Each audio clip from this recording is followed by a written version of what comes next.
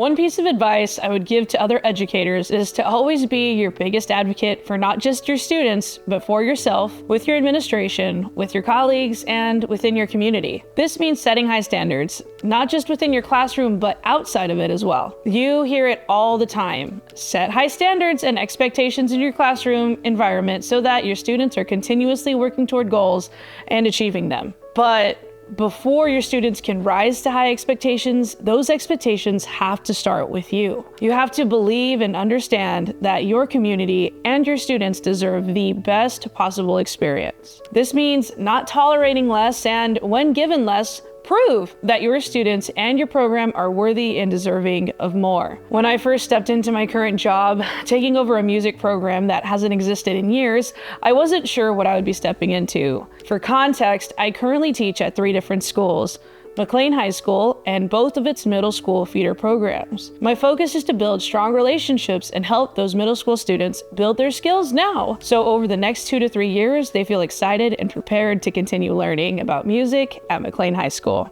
And that belief was tested almost immediately. My first day at work, one of the administrators at one of my middle schools told me choir will be in the cafeteria, but sometimes we'll share with PE and folkloric dance. I said, okay, great. She said, by the way, PE needs a cafeteria today, so is it okay if choir sings outside? On the first day of school. Internally, I was thinking, no worries, it's my first year at this site. I can teach 1 period of choir anywhere as long as I have the resources. I can make it happen. I don't say no to many things, but singing outside with a brand new group of students? Probably not the best situation. As educators, I'm sure we have all been in similar situations at some point, dealing with people who don't quite understand the value of the arts, at least not yet. I looked her in the eye and said, no, my kids would not be singing outside. For some, that might seem like a small issue. To me, it was about setting a precedent. If you accept less on day 1, people will assume you're willing to accept less moving forward. They will continue to give you less than what you, your students, and your program deserve.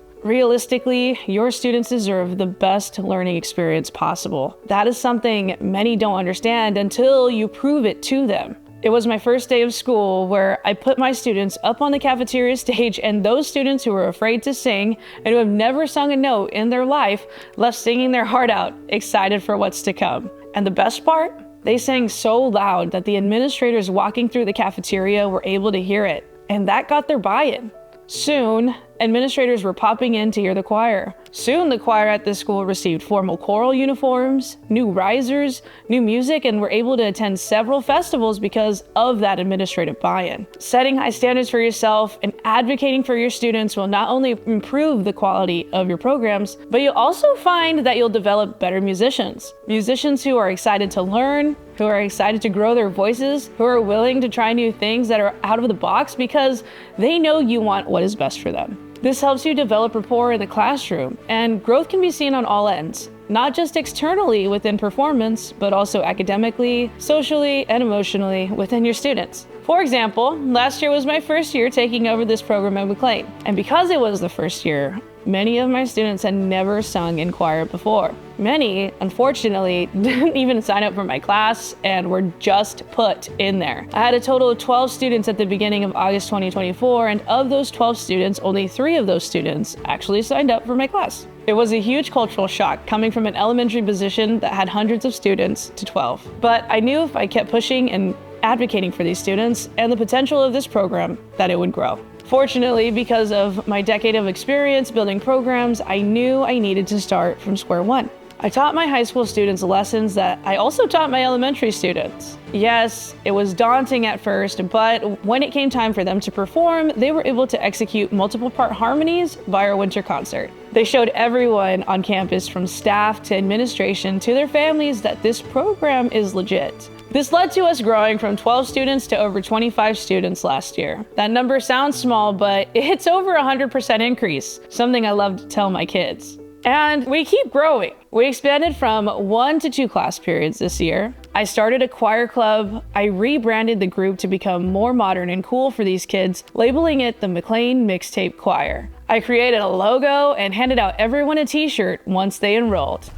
This one here. This year, our numbers have almost tripled at McLean. The students are now singing SAB and SATB repertoire. They're learning how to sight sing. And next year, we'll have our first ever advanced ensemble. The only way this happened is by advocating for my students by setting high standards for everyone on campus, including myself, and by believing wholeheartedly that these students are just as deserving as anyone else. This one piece of advice has led to spending over a decade in education, building programs from the ground up, and building my nonprofit Kids Can Sing, which started as a small youth choir in 2022 and is now expanded into a full comprehensive youth arts organization. I used to be very insecure about my voice, and after my first time with Kids Can Sing, I felt so much more secure with my own sounds, I guess. I'm much louder than I was before, and I appreciate what that's done.